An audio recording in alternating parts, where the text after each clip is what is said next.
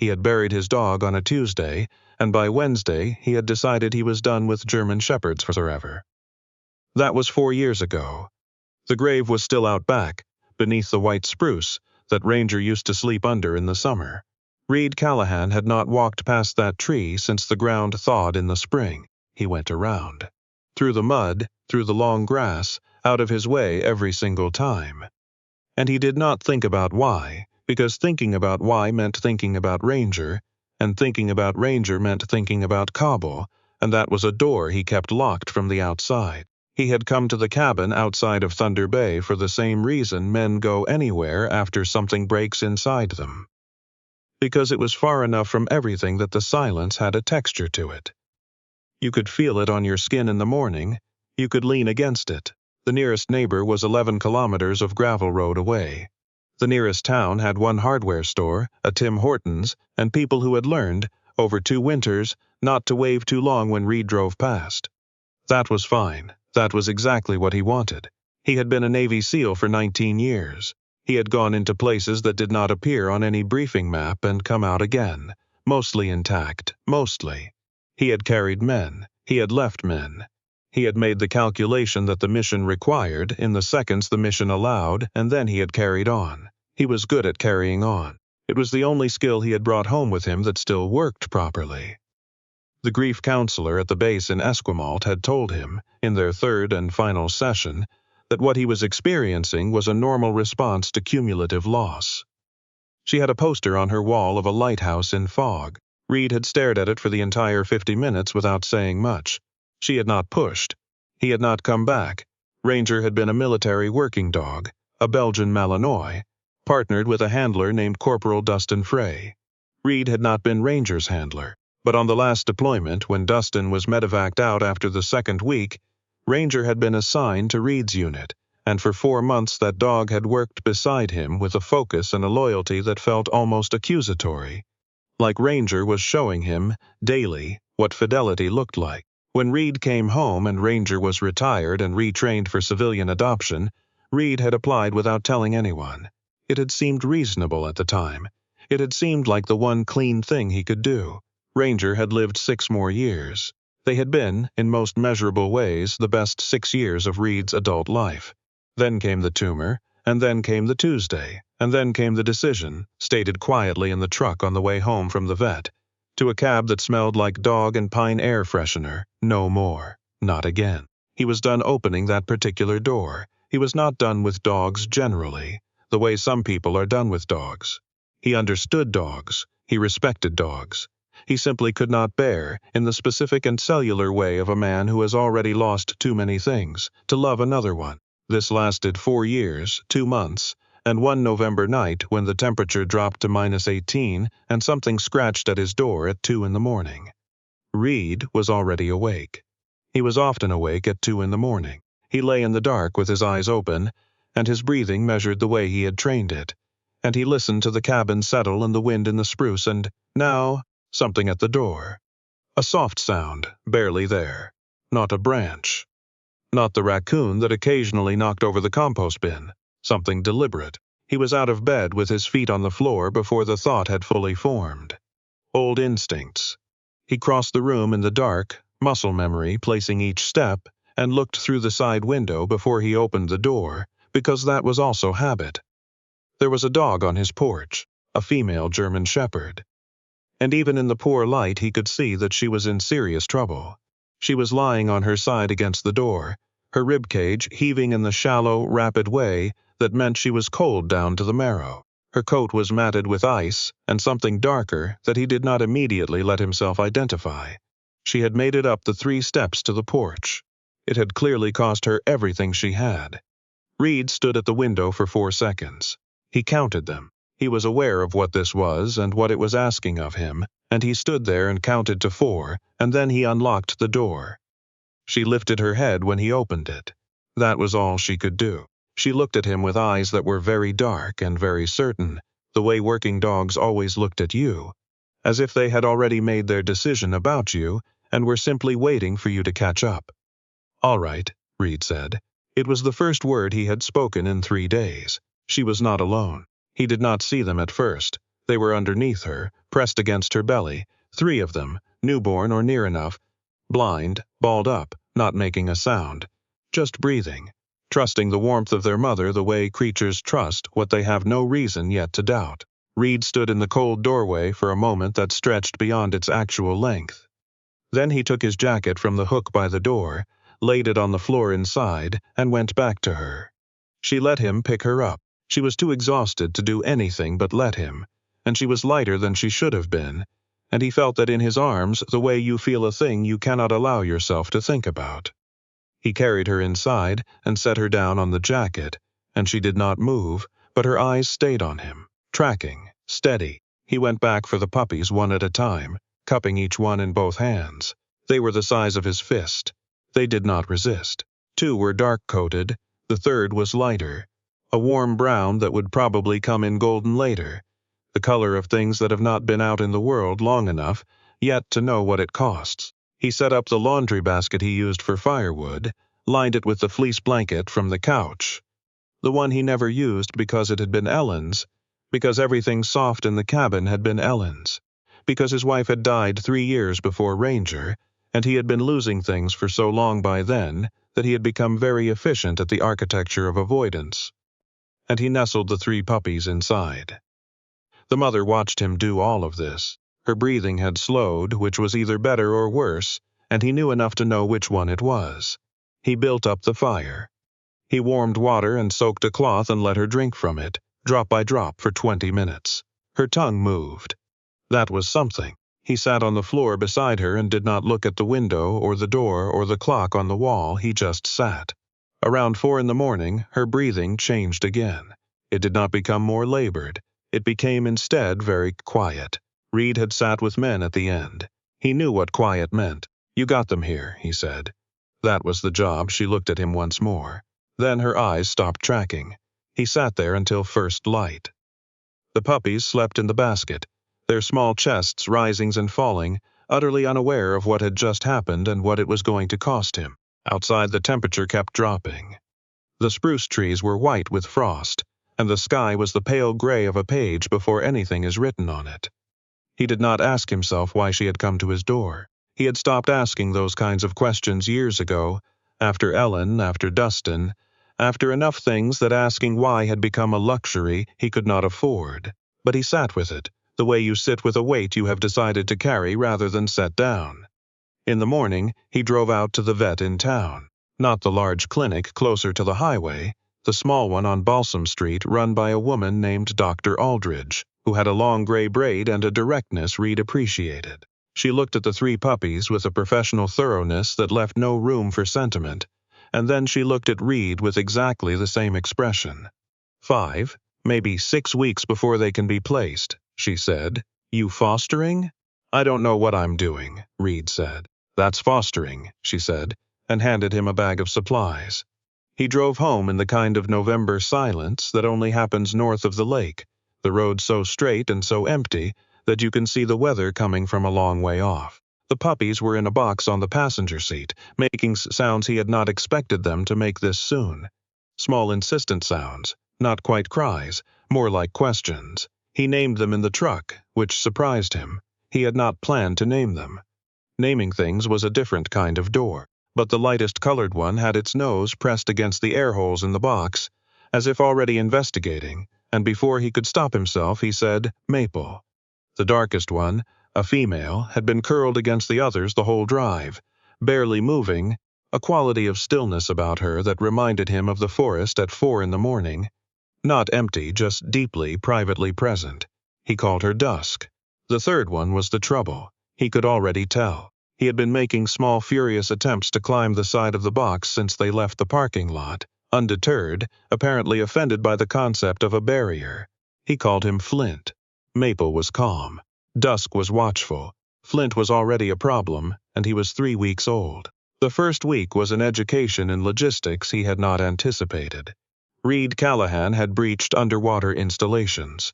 He had spent 11 days once in the Helmand province with 17 hours of water and a fractured radius, and had come out the other side. He had never fed 3 newborn puppies on a 2-hour schedule with a syringe, while they squirmed and mewled and soaked the front of his flannel shirt, and looked up at him with the blank, furious need of creatures that do not yet know the difference between the person holding them and safety itself. By day 3, he stopped thinking of them as temporary. He did not say this out loud. He did not even frame it clearly inside his own head. But he caught himself on the 4th morning, moving the laundry basket closer to the wood stove before he went out to bring in firewood, and pausing at the door to listen for any change in sound before going out, and coming back in faster than he needed to. These were not the behaviors of a man waiting to give something away. Dr. Aldridge came by on day 8 to check on them. She stood in the middle of his cabin looking at the lined basket, and the small warming pad, and the careful arrangement of supplies on the kitchen counter, and then she looked at Reid, and she said nothing, which was its own kind of comment. "They're doing well," she said finally. "They're a lot of work," Reid said. "Yes," she said. He made tea. She sat at the table. Nobody talked for a while. "You were military," she said. Not a question. There was a look people developed after years in places where you had to read a person quickly, and Dr. Aldridge had it too, though he imagined hers had come from different circumstances. "Navy," Reid said. "Working dogs?" "One," he said, "a long time ago."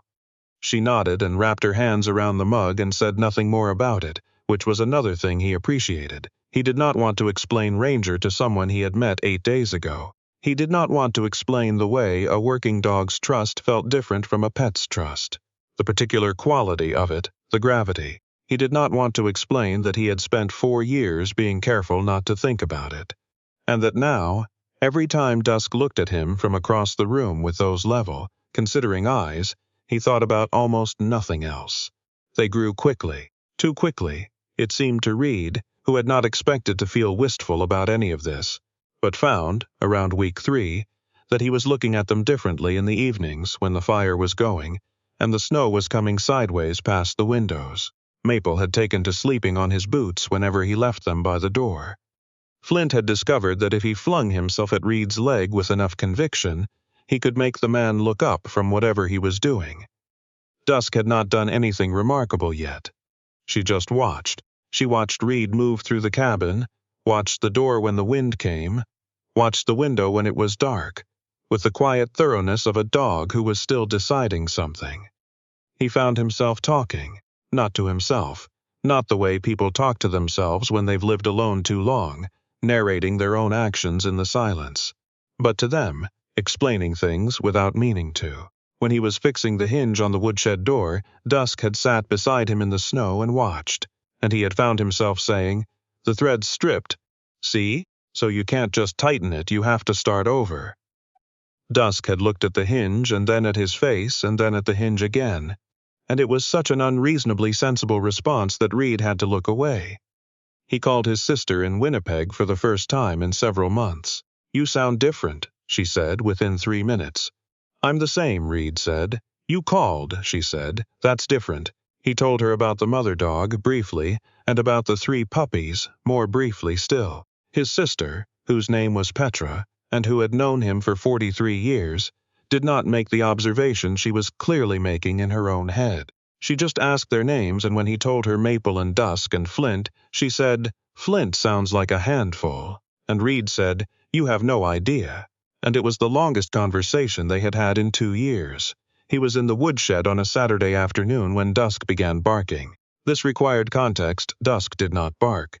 She was 11 weeks old, and she had made, in Reid's count, perhaps 14 sounds since he brought her home, all of them quiet. She was not a quiet, shy dog. She was a quiet, intentional dog, a dog that conserved her communication the way experienced people conserved their words. When she barked, she meant it. He was out of the woodshed and moving before he had consciously decided to move. She was at the tree line, about 40 meters out, standing still and barking. Not frantic, not fearful, a steady alarm bark, evenly spaced, facing something he couldn't see yet. Flint was behind her, also barking, more chaotically, running sideways in small excited arcs that suggested he wasn't entirely sure what they were barking at, but he was committed to the enterprise. Maple was sitting 10 feet back from both of them, watching, which was her standard approach to anything involving risk. Reid got to Dusk in under 30 seconds. She did not look at him. She kept her eyes on the trees and barked once more sharp, then stopped. It was a coyote snare. Someone had run a line out here, on the back edge of his property, and the wire had caught something. But not a coyote, a dog. Not one of his. This one was full grown. A shepherd mix from the look of her, dark brindle coat, and she was down on her side with the wire around her foreleg and the look in her eyes of a creature that had been there a while and had moved past panic into the exhausted place beyond it. He had wire cutters in the woodshed. He was back in 90 seconds. He cut the snare carefully, his hands certain, the way they were always most certain when there was something specific to be done. The dog flinched but did not snap. She looked at him the same way her predecessor had looked at him 7 weeks ago, on the porch at 2 in the morning. That same quality of recognition, as if they had negotiated the terms of this somewhere prior to the meeting. The foreleg was badly bruised, possibly worse. He checked with both hands, feeling along the bone, watching her face. She bore it. "Good girl," he said. The words came easily. He did not think about it until after. He wrapped the leg in his shirt and carried her back to the cabin. Dusk walked beside him the whole way. Not ahead, not behind, beside, in the deliberate way that suggested she had appointed herself to this role and considered it settled. Dr. Aldridge came back out the next morning. She x-rayed the leg in the back of her truck with a portable unit Reid had not known existed, and told him the bone was intact, just soft tissue damage, 2 weeks of restricted movement and she'd be fine. "You going to keep this one too?" she said. "I don't know," Reid said. Dr. Aldridge looked at the dog, who was lying by the fire with Maple curled against her flank and Flint asleep on her tail, and then she looked at Reid and she smiled, which was the first time he had seen her smile, and it changed her face considerably. "Her tag says Birch," she said. "Previous owners moved, apparently. Happens a lot up here." "I know," Reid said, and then corrected himself. "I mean, I know it happens, not the dog. I don't know the dog, yet," Dr. Aldridge said. His sister drove up from Winnipeg the 2nd week of December, which she had not done in 3 years, and which she announced by calling from the Tim Hortons on the highway 40 minutes before she arrived. When she walked through the door, she stopped and took in the wood stove and the lined basket that was now too small for 3 11-week-old German shepherds. So they had abandoned it and taken over the couch entirely. And the adult shepherd, Mix asleep on the braided rug, with her wrapped leg extended, and Reid standing in the middle of all of it with a dish towel over his shoulder. Petra did not say anything for a moment. "You have 4 dogs," she said. "Temporarily," Reid said. "Reid, Petra." She put her bag down and hugged him, which she had not done in a long time, and he let her, which took more from him than most things. She was 7 years older than him, and she smelled like the cedar chest in their mother's house in Kenora. And he stood there with his arms around her and looked over her shoulder at the wood stove and the fire and the 3 puppies watching them from the couch, with the mild curiosity of creatures for whom almost everything was still new. "I've been worried about you," she said into his shoulder. "I know," he said. "Are you?" "I'm better," he said. And then, because it was true and because she deserved the specific truth rather than the general kind, "They kept me up the first few weeks. The schedule. No time to." He stopped. "To disappear," Petra said. "Yeah," he said. She made dinner, because that was what Petra did when she did not have words. She moved. She organized. She produced a meal from whatever was available, in a way that their mother had done, and that Reid had never learned and had always been grateful for. She made soup with the venison in the freezer and bread, from a mix she had brought in her bag, and they sat at the table while Maple sat at Reid's feet, and Flint made a systematic attempt to steal Petra's shoelaces, and Dusk lay under the table in the particular place she had claimed, which was pressed against Reid's left boot, where she had slept every night for 2 months. Petra watched all of this. "She's special," Petra said, meaning Dusk. "They all are," Reid said. "No," Petra said patiently. "They're all good. She's special." He did not argue. He had known it since the woodshed, since the 40-meter bark that brought him out of a place where he had been about to stop paying attention to the larger world and pulled him back into it, decisively, without apology. Dusk had a quality he had only ever seen in a handful of dogs and a handful of people. The quality of knowing what mattered and going toward it without making a production of the going. It reminded him of Ranger, not in the way that hurt, or not only in the way that hurt. in the way that meant something. On his last deployment, there had been a moment. He rarely let himself think about it, and he was thinking about it now. Where the team had been pinned in a building for 9 hours, and Ranger had been restless in the particular way that meant something Reid had learned to listen to, and he had told the team lead they needed to change position based on a dog, and they had moved, and 20 minutes later the building they had been in was gone. He had never talked about this in any debrief. He did not know how to explain that the chain of intelligence that saved 5 lives had begun with a dog who was paying closer attention than any of them. He went out to the spruce tree on a Sunday morning in the 2nd week of December. The frost had settled hard overnight, and the light was coming in low and white, the way it did in December this far north, slant light that made everything look considered. He stood at the edge of the tree's shadow for a moment, and then he walked underneath it. The grave was a small raised place in the ground, under the snow now, marked by a flat stone he had placed there 4 years ago without any ceremony. He stood over it for a while. Dusk had followed him out, silent as always, and she stood beside him in the snow without moving, without nosing at the ground, just present in the way she was always present. "You would have liked him," Reid said. It was directed at the dog, and also not at the dog. He was a good one. The wind moved in the upper branches. The light shifted. Dusk pressed against his leg just once, just briefly. He stood there until the cold was specific and insistent, and then he walked back to the cabin, and Dusk walked with him.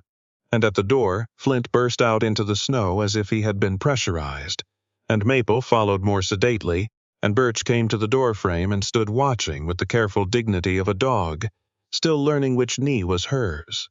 And Reid held the door and looked at all of them, and felt something that was not the absence of grief. It was not the end of the grief either. He knew himself well enough to know it would come back, at 2 in the morning, in the spring when the ground thawed on some ordinary Tuesday, when something smelled like the vet clinic, or felt like the weight of a dog's head on his boot.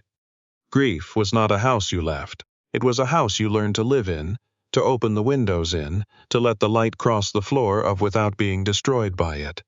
But he was cooking dinner now. He was calling his sister. He was walking to the tree. He was, in the specific and reluctant and daily way of a man who has learned to carry things rather than set them down, beginning to do something that might eventually be called living. The puppies were 6 months old in May, and the day he drove to the licensing office in Thunder Bay to register all 4 dogs in his name, he sat in the truck afterward for a long time, looking at the paperwork. 4 names, his address. It was such a small thing, a form, a fee, 4 boxes with 4 names. He had signed his name to things that carried the weight of entire operations, things that would never appear in any file. And this form with 4 dog names was the one that sat heavy. He drove home. He turned up the gravel road. He came around the last bend, and the cabin was there the way it had been every time he came home to it. But now there were 4 shapes at the fence, Maple sitting patiently, Flint with his feet on the lowest rail, Birch standing steady, and Dusk, a little apart from the others, watching the road. She saw him first. She always saw him first. He parked and got out, and she came to him in the unhurried, purposeful way she did everything, and pressed her head against his hand, and he stood there in the May light with his hand on her head, and the sound of the lake somewhere beyond the tree line, and thought about the woman who had crawled through the snow and laid her head on a porch she had never seen before, certain, for reasons Reid would never fully understand, that this was where her family was supposed to be. He thought she had probably been right.